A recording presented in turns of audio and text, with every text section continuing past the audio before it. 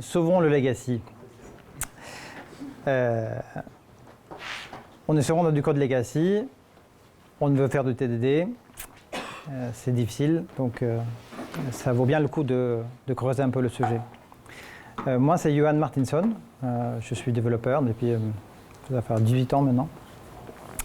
Dans ma carrière, je me suis beaucoup tourné vers la communauté et en 2009, je crois, j'ai rejoint l'équipe qui organisait des dojos entre midi et deux dans ma ville de Grenoble. Et c'est toutes les 2 semaines et depuis on fait ça toutes les 2 semaines. Je ne suis pas toujours là, mais voilà. C'était à peu près au moment que les conférences agiles commençaient, les premières conférences agiles ont commencé à apparaître. Donc j'ai fait partie à Grenoble de ça. Quelques années plus tard, j'ai quitté ça pour aider à monter une conférence de développeurs, donc Snowcamp. Et puis dernièrement, l'année dernière, je me suis consacré à créer une conférence de craftsmanship. Donc, ça s'appelle Alpecraft. Voilà, j'aime bien ces choses-là parce que ça m'apporte énormément d'apprentissage et de réseau, etc. Voilà, c'est là où je nourris ma passion de développeur. Alors, si on saute dans le sujet, combien pensent qu'il faut, ce serait bien de faire du TDD? Ouais, 98%. Combien d'entre vous en font sur votre projet?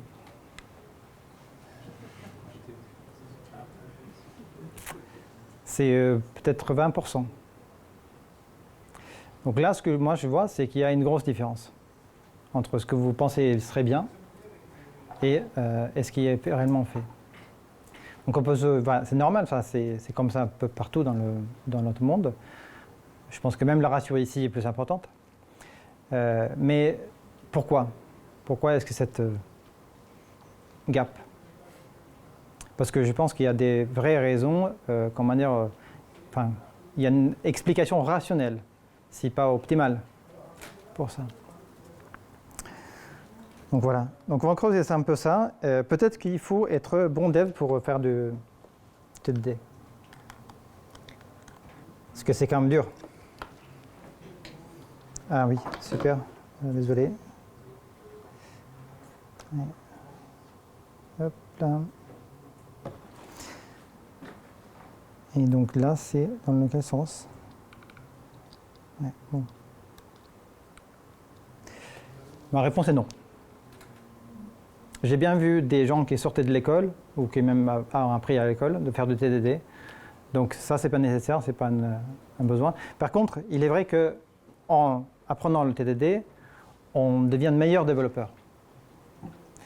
Tout simplement parce que les tests posent tellement de contraintes sur le design de notre code qu'on est obligé de trouver de nouvelles façons de faire. Donc c'est un chemin de progression qui est absolument phénoménal et génial.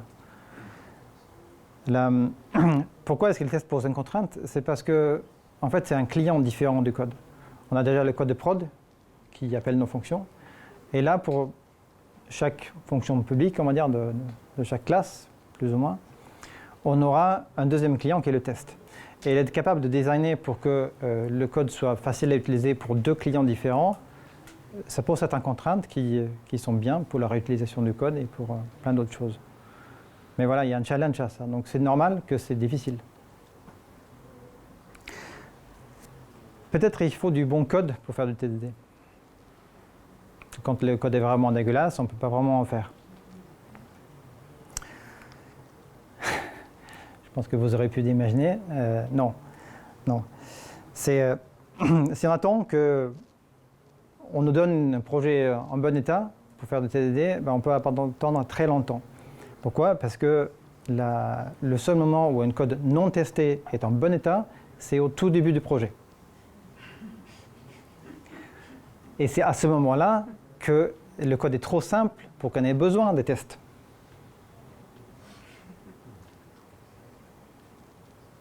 Donc voilà, ça arrive, mais c'est rare. Donc il faut prendre les choses en main, évidemment. Et si on regarde un peu l'évolution du code, donc on n'a pas de test. Et on n'a pas de test, donc on ne refactore pas, parce qu'on ne peut pas se permettre de refactorer un code qui est sans test. En tout cas, beaucoup plus difficilement. Et comme on ne refactore pas, le code reste difficile à tester. Il devient plus complexe. Et comme il est difficile à tester, on n'écrit pas de test. Et vous voyez le cycle qui s'enchaîne de chaque projet. Alors, que faut-il pour casser ces cycles? À quel moment?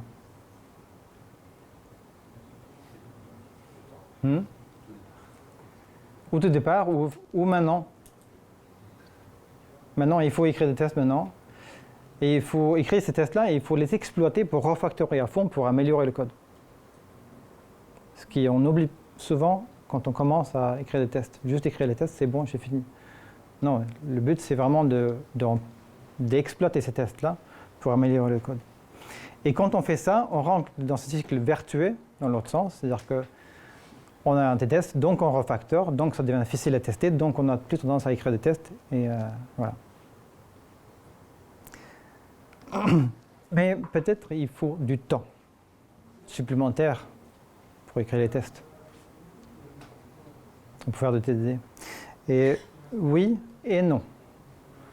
C'est-à-dire que c'est clair qu'il faut du temps pour s'entraîner. Parce que ça peut être tellement difficile au début qu'on n'arrive tout simplement pas. Et en s'entraînant, on écrit plus rapidement des meilleurs tests sur lesquels on peut plus se fier pour bien refactorer. Donc oui, il faut du temps à l'entraînement qu'on ne consacre pas forcément aujourd'hui. Du temps à l'entraînement au boulot. Et si on ne vous le donne pas au boulot, il n'y a aucune entreprise au monde qui peut vous empêcher de vous entraîner par vous-même dans les meet-up et tout simplement par vous-même. C'est votre choix dans la mesure où vous avez du temps dégageable en temps libre. Donc, par contre, si on regarde sur le temps de développement d'une fonctionnalité, non, il ne faut pas voir ça comme du temps. Et c'est plutôt un anti-pattern. Parce que le premier bénéfice qu'on va ressentir de TDD, c'est qu'on fait une feature et on n'a aucun retour de la part de la QA. Rien. On n'a rien cassé, on a développé exactement ce qu'on pensait développer. Le PO aussi dit, oui, c'est effectivement ce que je voulais. Et en cherchant à atteindre ça, qui est à peu près atteignable, il ne faut pas en même temps essayer d'aller vite. Ce n'est pas possible. Donc il faut d'abord se laisser quelques essais, temps plutôt libre, où on essaye de chercher ce pas de retour. Donc les bugs ne se règlent pas tous par des tests, hein. Ce t-shirt-là veut dire ça. On apprend de nos erreurs. Souvent, quand on a un bug, c'est une opportunité d'améliorer le design ou l'architecture ou le processus ou quelque chose dans notre travail qui fait que ce bug-là devient beaucoup moins probable, voire même impossible.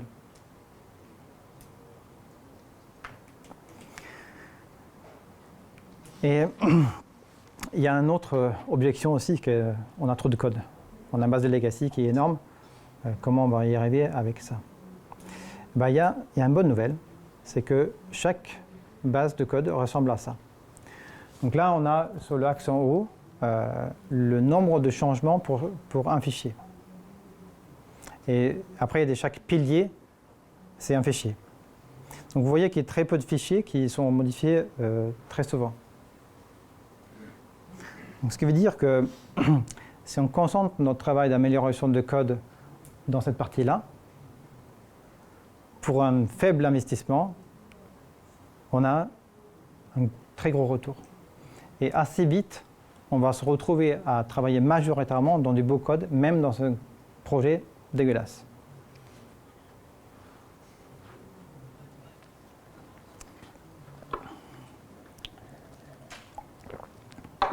Bon, ça va les grands principes. Comment fait-on? Donc, dans la recette TDD, c'est dans le legacy, je commence avec des tests haut niveau pour protéger. Ensuite, j'améliore un peu le code pour qu'il devienne plus facile d'introduire la nouvelle fonctionnalité. pour que ça devienne plus facile à tester.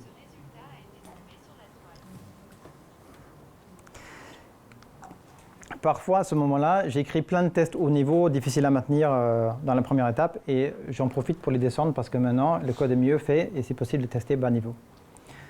Et finalement, après tout ça, je fais ma feature en TDD. Donc je vais transformer mon code pour qu'il soit parfait pour le TDD et parfait pour la nouvelle fonctionnalité. On parle d'un refactoring préparatoire. Donc là, c'est Kent Beck, l'inventeur du TDD, qui dit ça, pas spécialement sur le TDD.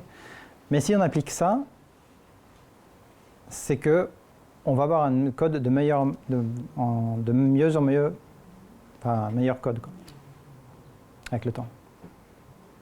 Rarement, le code, quand on le prend, il a été prévu pour la feature qui arrive. À ce moment-là, il n'y aurait peut-être même pas de feature. Donc du coup, on prend le temps pour le designer dans le sens de la nouvelle fonctionnalité, comme si le code avait été pensé pour. Et à ce moment-là, on introduit la fonctionnalité. Donc pour résumer, la recette, c'est protéger, préparer, et puis après produire. Donc pour illustrer ça, il y a plein de katas de refactoring sur le net. Franchement, il y en a plein. Celui-ci, je l'ai créé parce que je voulais quelque chose de plus réaliste, parce que parfois on faisait des katas et que finalement on n'arrivait pas à traduire ça dans des concepts des projets. Donc là on a un kata réaliste. Je vais faire une démo, mais on retient beaucoup mieux si on fait soi-même.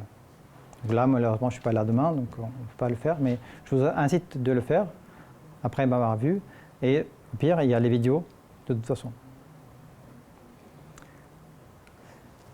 En fait, ce qu'on va faire dans ce code-là, c'est qu'on a un nouveau besoin. On a une application qui donne un prix pour un forfait de ski.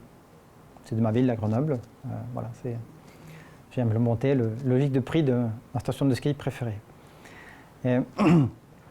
Donc on peut demander un forfait, mais là on voudrait pouvoir demander 4, 5 forfaits en même temps. C'est tout simple. Donc l'application expose un service REST. Il se connecte à une base de données où il y a un prix par défaut qui est configuré. Et on va tester ça. D'abord, on injecte des données dans la base. Et ça, comme c'est juste une route de lecture, je peux me permettre de juste avoir une base de données qui est configurée par défaut. Ce qui veut dire que quand j'appelle le service REST, j'ai le résultat. Donc c'est simplement testable.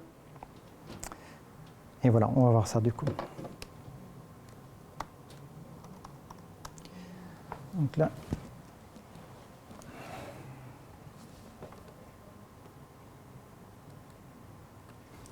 Donc là, vous voyez ça. Alors, je vais vous montrer le code, le joli code qu'on a pour ça. Donc ici, c'est du JavaScript. Là, on expose un service REST sur la route /price. Donc cette fonction anonyme s'en occupe de faire ça. Bon, il y a plein de codes là. Il y a même une requête à la base de données là, en plein milieu. C'est cool. Ce que je voudrais maintenant, c'est je peux calculer le prix d'un forfait. Donc je sais facilement calculer le prix de n forfaits. Il suffit d'appeler une fonction plein de fois et sommer. Sauf que le design de ce code-là n'a pas été pensé pour. Pourquoi? Parce que je ne peux pas réutiliser ce code-là dans le sens où je dépiote la requête de partout pour obtenir le type et l'âge de la personne. Le type de forfait et l'âge de la personne. Donc ce qui veut dire que là, il faudrait que je donne d'autres arguments avec la requête, donc je ne peux pas utiliser ce code-là. Une autre raison pour laquelle je ne peux pas utiliser ce code-là, c'est que qu'est-ce que je fais avec la réponse? Dès que j'ai calculé les choses, je l'envoie direct dans la requête. Bon, ça arrive. Rien de grave, on va pouvoir y remédier. Mais du coup, ce que je vais faire, c'est je vais d'abord commencer à couvrir ce code-là, puis je vais le préparer pour la nouvelle fonctionnalité, puis on va implémenter la nouvelle fonctionnalité en TDD. Je ne pense pas que j'ai le temps, mais pour cette dernière étape. Mais ce n'est pas ce qui est le plus important. Bref, allons écrire un test pour ça. Donc, je vais faire un test. Et comme je ne sais pas encore ce que ça fait, je ne peux pas vraiment documenter le comportement du code. Donc, je vais appeler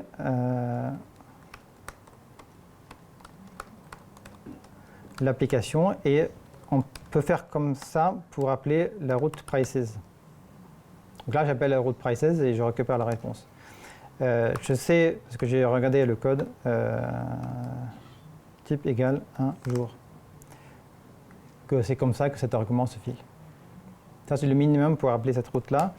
Et donc après, je peux faire expect response.body equal. Donc ça, c'est pour dire qu'il est égal par valeur. Et je fais sciemment mettre une mauvaise assertion ici. Donc je sais que ce n'est pas un objet vide, mais l'assertion du test que je lis ici me dit qu'est-ce qu'il faudrait que je mette. Ça qui est bien avec du code déjà existant, c'est-à-dire qu'il me dit la vérité.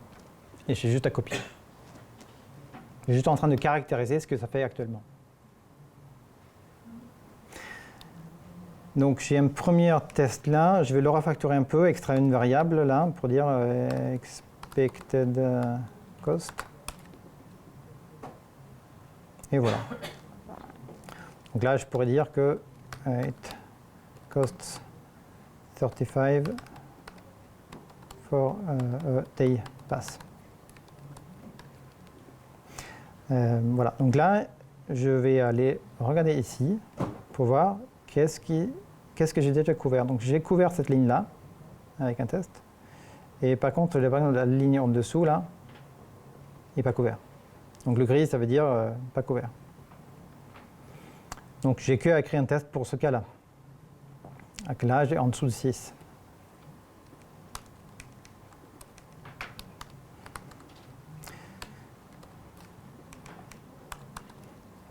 Donc and age égale 5 du coup, en dessous de 6. Voilà, là il faut que je change ça parce que c'est plus 35. Et là on voit que petit test passe. Si je vais dans la classe de production, je vois que maintenant j'ai couvert cette ligne-là. Donc je peux continuer dans cette lancée-là pour courir cette ligne-là.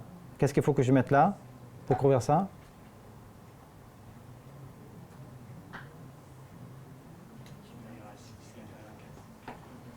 Ouais. Entre 6 et 15, ouais. Alors, je vais documenter ça comme maintenant. It is free for toddlers. Okay.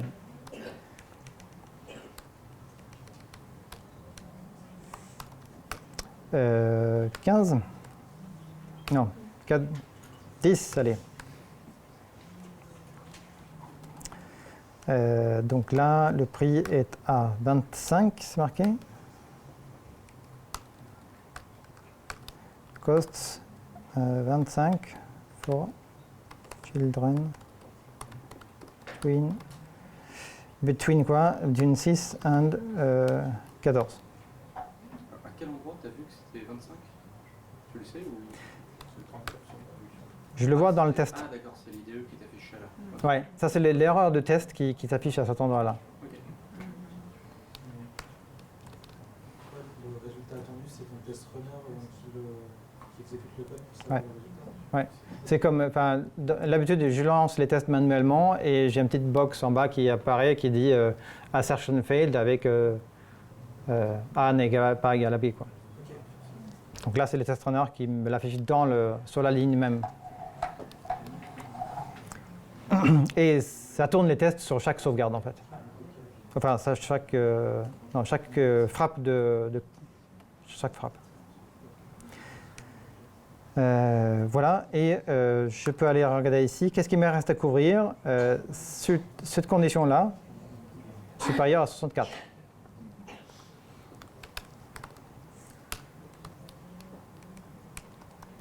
Oui, age égale 65. Et là, j'ai 27.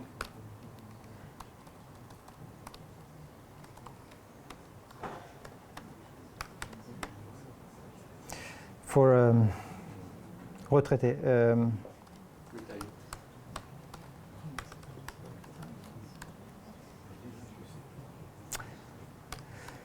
Ok, donc on voit que je grignote de plus en plus de couvertures de tests assez simplement.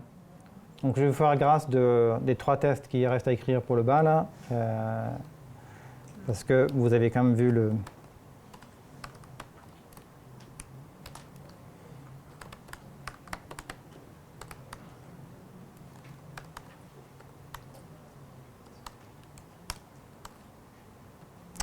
Donc là, dans les tests, j'ai juste ajouté 3 trucs là.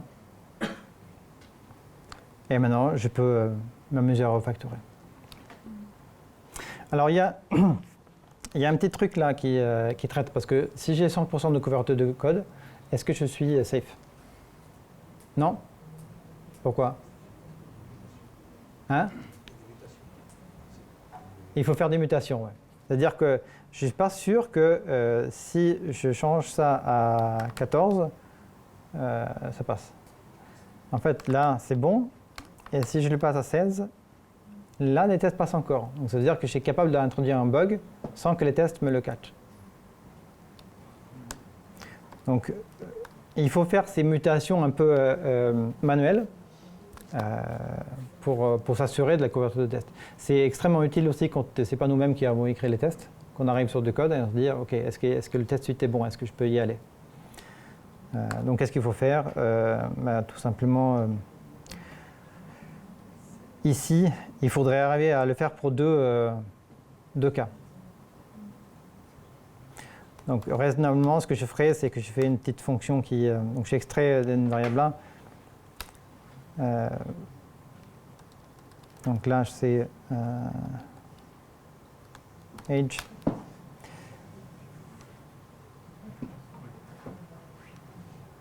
Je vais extraire une variable là.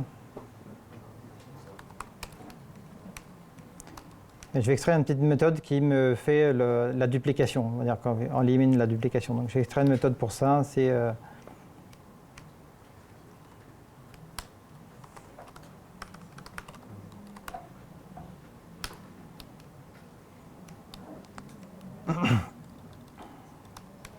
donc ce qui veut dire que je peux inliner ça.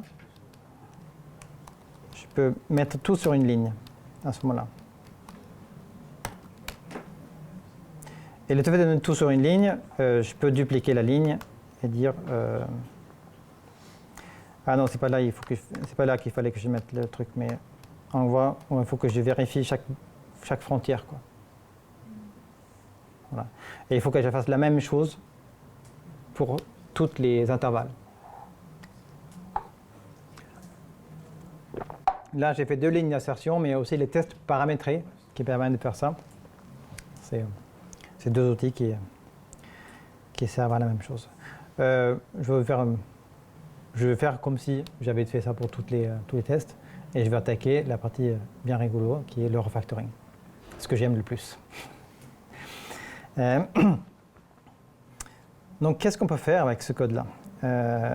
Tout d'abord, n'oublions pas l'objectif, on veut pouvoir faire la nouvelle feature qui somme le prix de plusieurs forfaits. Donc il faudrait que j'arrive à détricoter pour avoir une fonction qui retourne le prix d'un forfait. Pour ça, j'ai besoin de me délier de la requête et de la réponse. Donc je vais faire un truc extract from request. Après call to service. Je vais créer un service quelque part. C'est ce qu'on fait habituellement dans un contrôleur. Et une fois qu'on a ça, on le poste dans son response.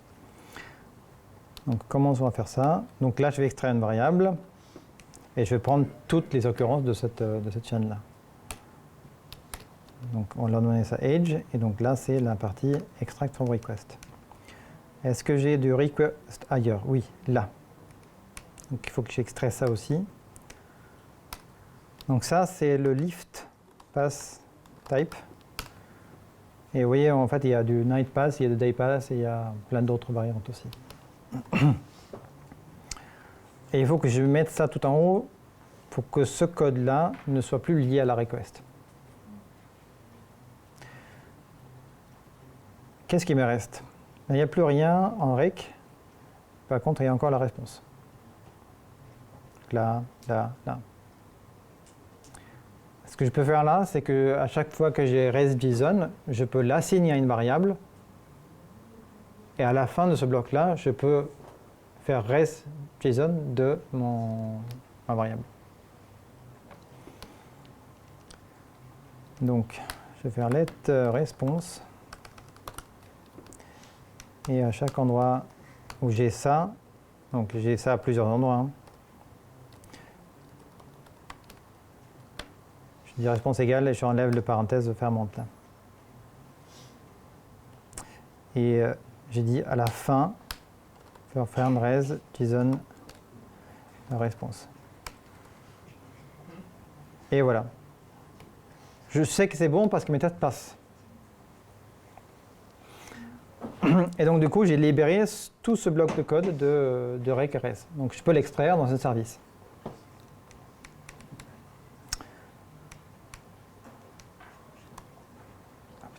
Qu'est-ce que j'ai fait?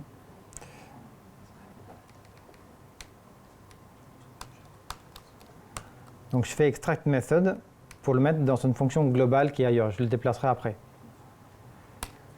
Calculate price.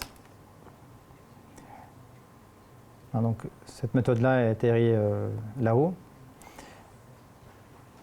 Maintenant, finalement, ce morceau de code là ressemble à un vrai contrôleur.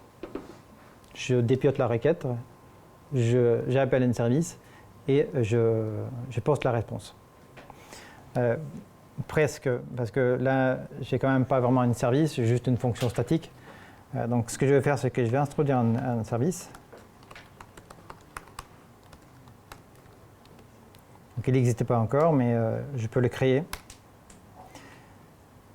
Et du coup, la méthode n'est plus au bon endroit.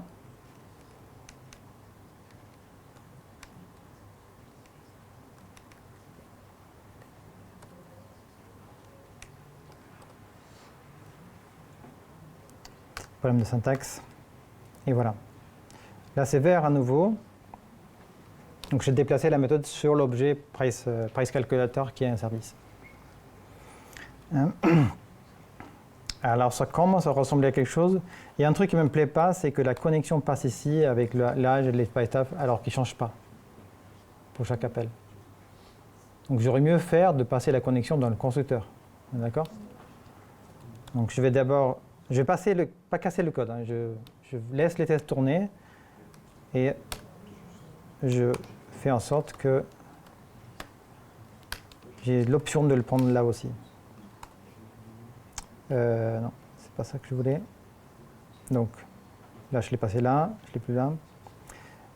On va aller là-dedans pour utiliser non pas celui-ci, mais celui-ci.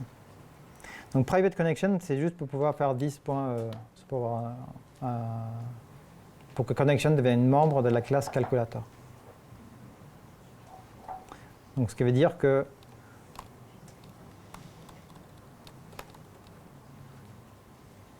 je peux faire ça et les tests passent toujours.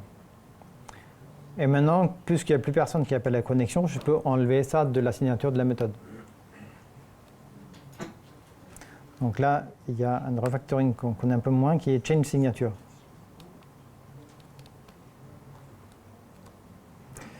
Donc là, j'ai les arguments de ma méthode, age, connection, LeafPyType, et j'ai que à supprimer celui-là. Et voilà. Du coup, il me les supprime là.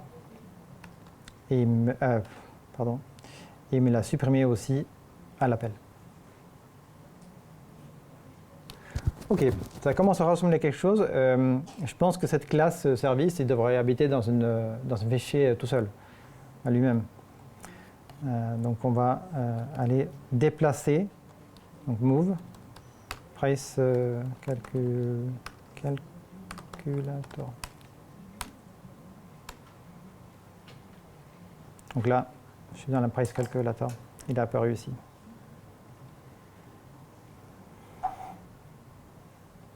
Alors, qu'est-ce qui Là, il y a juste une toute petite chose à faire encore pour que ce soit un vrai contrôleur. C'est qu'on n'instancie pas le service pour chaque appel. On le fait au boot. Donc là, je vais extraire une variable.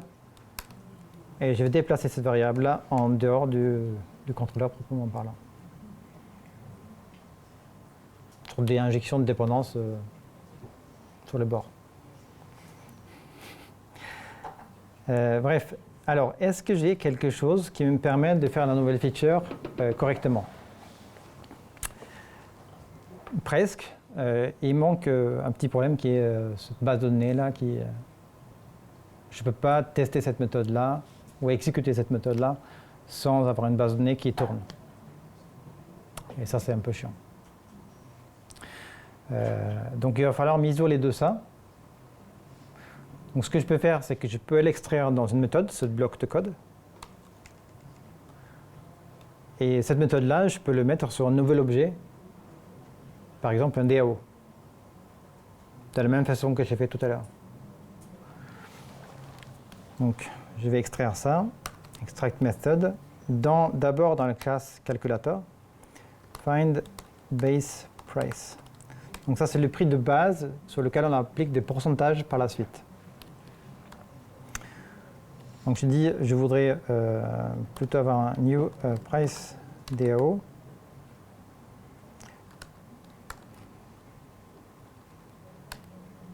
Je crée la classe price DAO. Je déplace cette méthode-là dessus.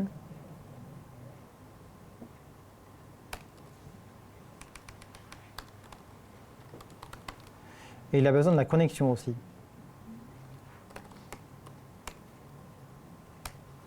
Donc j'ai créé le constructeur qui permet de prendre la connexion.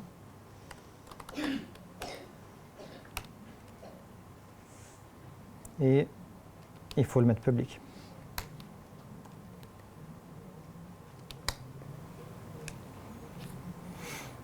Donc c'est sur notre objet, mais c'est toujours pas testable parce que j'instancie de façon statique le price DAO.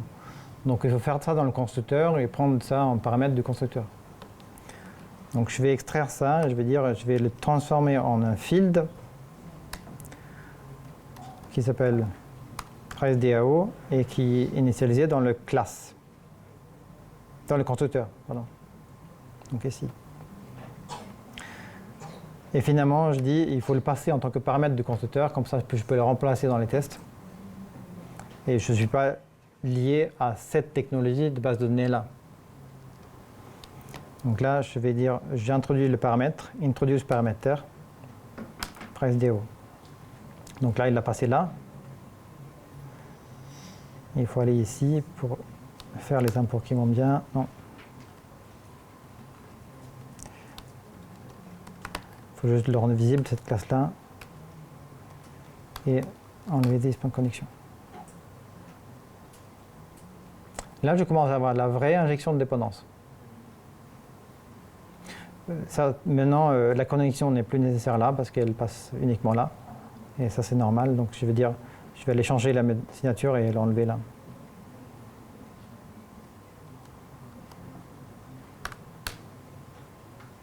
Voilà. Donc, il a enlevé de partout. OK, donc là, maintenant, je pourrais m'arrêter parce que faire la nouvelle feature, ce serait assez facile. Qu'est-ce que j'aurais à faire?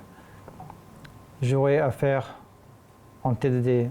Attends, on va déplacer ça sur une classe à lui-même. Donc je vais faire move.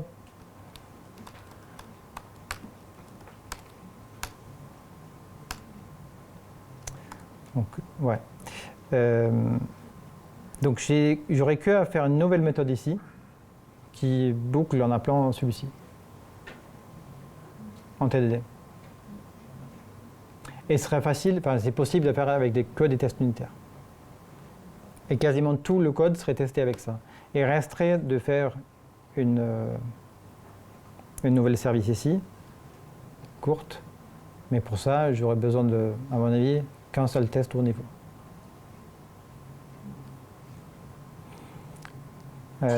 Mais je ne peux pas tout à fait m'arrêter là parce qu'il y a plein de choses qui ne me plaisent pas là-dedans. Et maintenant, quand c'est testé, allons au fond dans le refactoring pour exploiter au maximum la valeur. Donc, pour attaquer ça, il y a déjà la profondeur qui ne me plaît pas et qu'il faut réduire. Donc, je vais aller dans la partie la plus indentée et regardez que ici j'ai Age. Là, c'est sur Age aussi, donc ça se mérite d'être aplati. C'est souvent plus facile à dire quelque chose qui est aplati que quelque chose qui est imbriqué. Donc, c'est cool parce que l'IDE me permet de le faire.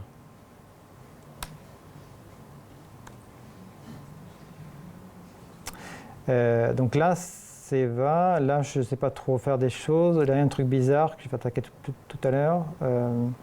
Mais là, je peux faire un peu la même chose.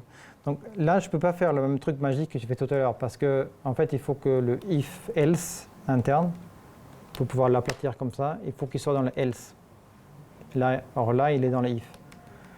Donc ce que je vais faire là, c'est que je vais inverser le if d'abord et après flip.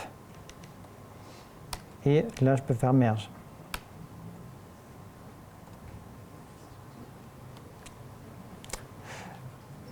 Mais il reste ce morceau-là que j'aimerais bien pouvoir ramener proche de l'autre. Alors là,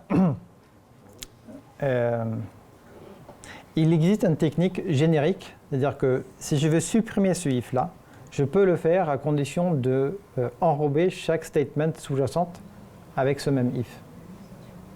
Temporairement, introduire un peu de duplication en fait. Donc je vais faire ça. Je vais le mettre là, donc je vais enrober ce morceau-là. Et je vais enrober ce morceau-là. Et maintenant, pour l'enlever, je peux dire ça arrive jamais et allez, simplifiez-moi les choses et il va supprimer le if tout court.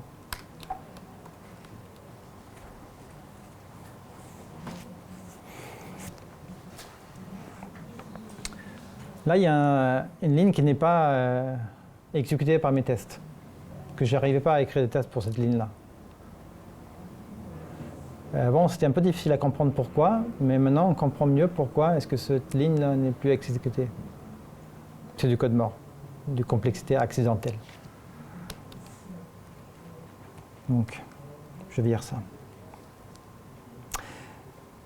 Encore un petit problème là, c'est que là, il y a de la logique très bas niveau qui est quand même pas hyper facile à tester parce qu'il y a la base, il y a quand même des mocks à faire, il y a pas mal de logique conditionnelle, etc. Ce que je voudrais avoir ici, c'est plutôt quelque chose je voudrais créer un objet à partir de cette primitive cost. Je voudrais encapsuler cette data dans un objet et du coup de pouvoir déporter des méthodes de traitement dessus. Donc ça, je vais le faire. Je vais dire que je vais let price égale new price. Donc ça, price n'existe pas encore. Hein. Donc là, j'ai un objet qui a juste cost. Donc là, je vais faire un objet un peu transparent qui a exactement les mêmes propriétés. Number. Et je vais dire que ça, c'est un membre public pour le moment. Ce qui me permet de dire, par exemple, si je remplace ça, c'est transparent. Et ce truc-là qui revient tout le temps, mathstil, je vais pouvoir dire que c'est du price round up. Donc on va créer la méthode ici, on va dire return new price avec avec math.ceil de this.cost. Ça y est, ça passe. Donc j'ai plus besoin de cette ligne-là. Et je vais pouvoir faire ça ailleurs. Sauf que ailleurs, on fait des trucs en plus. Donc c'est-à-dire que là, on fait une réduction de 25%. Là, on fait une réduction de 30%. Donc on va aller faire quelque chose là-dessus. Donc on va dire price reduce by percent 30 on a dit et round.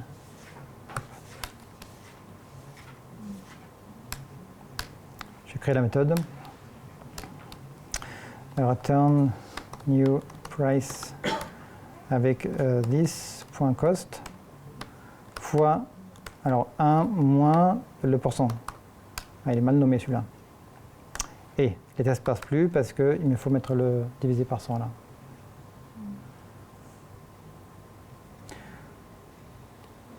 Donc on va refactorer ça pour dire que ça c'est %.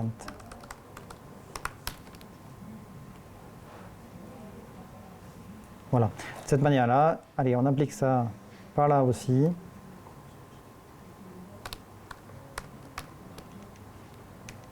Ah, je peux virer ça.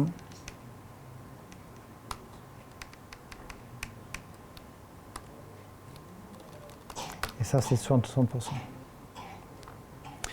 Je vais. On finit à l'heure précise ou à quelle heure on finit?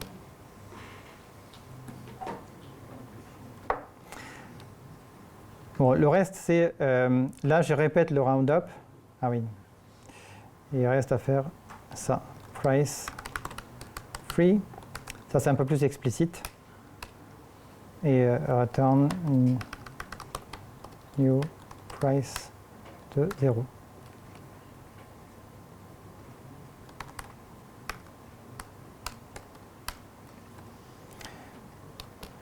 Là, je peux enlever encore de l'application parce que je peux faire le roundup après.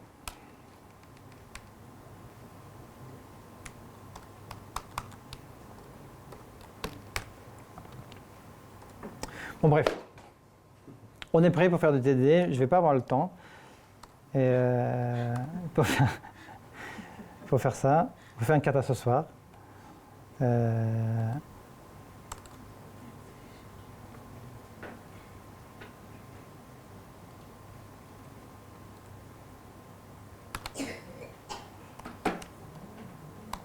Donc, peut-on vraiment tester en bas niveau? Ça, on le doute souvent au début. Il faut des tests haut niveau pour s'assurer que le fonctionnel est bon. Mais en fait, les tests ont tellement de sens lorsque le code est bien conçu. Voilà. Plus le code est bien fait, plus le code est tourné métier, plus on est capable de tester des trucs métier bas niveau. Donc c'est souvent une question de design en fait. Les testabilités, le métier. Sauf que ça, c'est difficile. Et c'est un vrai challenge et c'est cool. Ça veut dire qu'on a un boulot intéressant. Donc on a vu qu'on avait une fonction énorme, là, toute pas terrible, qui faisait à la fois de HTTP de domaine de l'infra. Donc on l'a refactoré pour avoir l'éclater en plusieurs morceaux. Et toute la partie domaine est facile à tester et ce qui permet souvent aussi de faire du code, enfin d'accélérer le business en ayant du code propre à ce niveau-là. Donc il faut quand même tester le DAO, etc. On n'avait pas vu comment faire ça, mais on teste ça avec des tests unitaires également. Mais il y a besoin de moins de tests sur les trucs un peu plus compliqués comme HTTP et infra.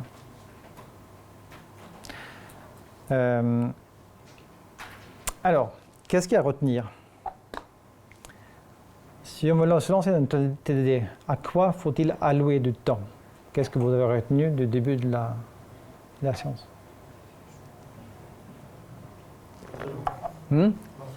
L'entraînement, oui. Ouais. Surtout ça, oui. Et lorsqu'on est en train de switcher vers du TDD, quand on est en train d'apprendre, pourquoi est-ce qu'il y a un problème de regarder le temps passé?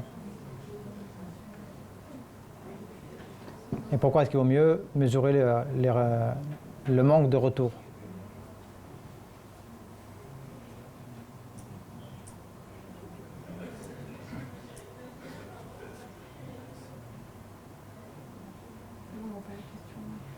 Je comprends pas la question. Dans la phase d'adoption, j'ai dit que ne faut pas mesurer le temps en sus qu'on met à travailler avec des tests. Et qu'il faut plutôt se concentrer sur minimiser les nombres de régressions et le nombre de retours de la part de l'EQA. Pourquoi est-ce qu'il faut faire ça plutôt? La qualité d'aujourd'hui La qualité des... Oui, tout à fait. Tout à fait. Et la vitesse de demain. Mais même encore plus rapidement, c'est-à-dire que je gagne du temps si je n'ai aucun retour. Donc devenons d'abord capables d'avoir aucun retour, aucun bug, et puis après on peut peut-être travailler sur la fluidité du geste. Mais il faut déjà apprendre les bases du geste. Et le fait de se concentrer sur le temps, ça met une pression qui est contre-productive pour justement éliminer les défauts. Vous avez vu que dans le legacy, on ne se lance pas tout de suite dans la production. Il y a toujours cette méthode-là de préparer, enfin de protéger, préparer et produire. Au début, c'est plus long, mais voilà. Donc il faut s'entraîner. Donc pour ça, il y a des livres spécifiquement sur le legacy. Il y en a plein d'autres. Celui-là qui nous apprend de comment nous entraîner efficacement sur le TDD et d'autres trucs autour du legacy. Très bien aussi. Et divers meet-up. Là, c'est une autre agréable, mais il y a aussi des meet-up en ligne pour ceux qui n'ont pas un meet-up chez eux. Donc ça peut paraître un peu dur au début. Voilà. Mais rassurez-vous, les résultats arrivent très rapidement parce que justement, on va concentrer notre travail dans la partie la plus touchée et celui-là va vite devenir meilleur.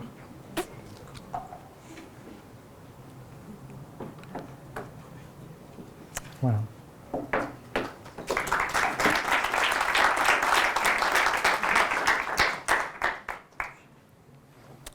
Est-ce qu'il y a des questions? Ouais. J'ai une question. Tu es parti sur refactoring à partir du moment où tu as vu que tu avais un coverage à 100%. Ouais. En soi, tu ne testes pas tous les cas. En fait. Par exemple, tu peux avoir des cas limites qui ne sont pas passés dans tes if. Par exemple, si tu passes à un autre number, Oui. peut-être que ça ne bug pas avec la version. Ouais. Et après, ton refacto, tu vas bugger. Ouais. Comment tu garantis la non-régression? Comment je garantis la non-régression? Effectivement, souvent, on passe par... le premier test qu'on écrit, c'est un truc qui... on passe nul ou undefined ou quelque chose comme ça. Je ne l'ai pas fait là. Après, c'est la stratégie. D'abord, couvrir à 100%. Ensuite, faire des mutations de code. Essayer d'introduire un bug qui ne casse pas les tests. Donc, j'ai fait ce truc-là sur la partie 15 ans. Et c'est de faire ça... partout dans le code. Souvent, du coup, ça se recentre autour des if, de moduler un peu l'if, de commenter une ligne. Typiquement, quand j'appelle un service externe, si je commente cette ligne-là, ça ne change pas le résultat de retour. Et si je n'ai pas une vérification que l'état a changé parce que j'ai fait cet appel-là, ou si je n'ai pas une vérification qui dit est-ce que j'ai appelé telle méthode, bah, ça ne va pas planter, donc du coup, je pourrais faire un bug. Typiquement, les lignes de log, les impressions de log, si tu les commentes... Ouais, effectivement, les lignes de code, je ne teste pas. Il y a des gens qui disent qu'il faut faire ça. Il faut traiter ça comme un service externe. Ouais.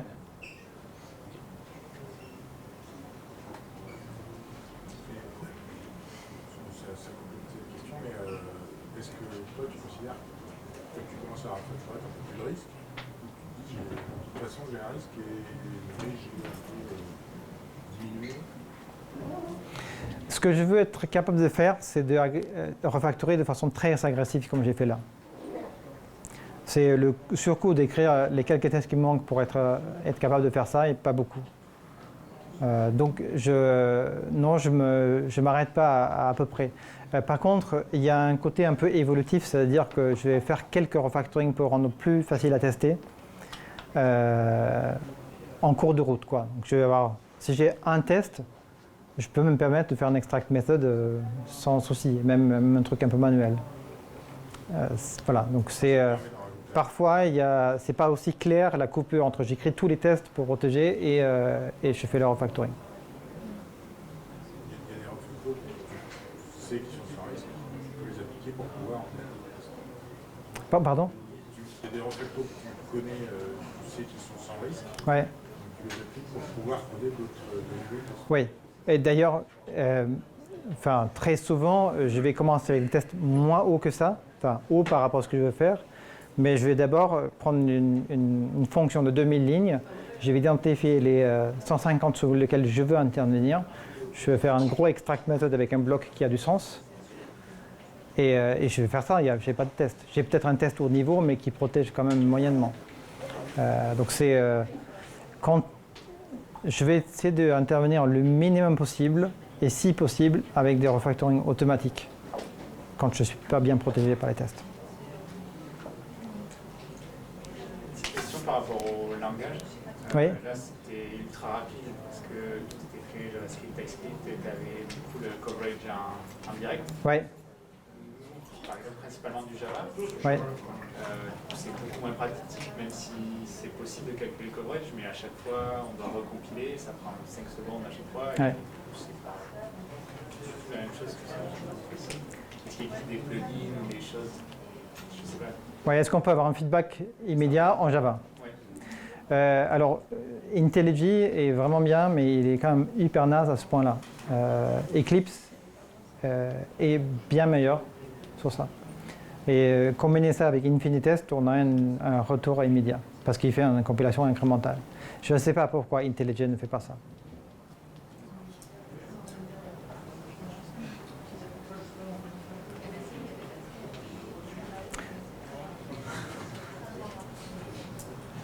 Bon, merci.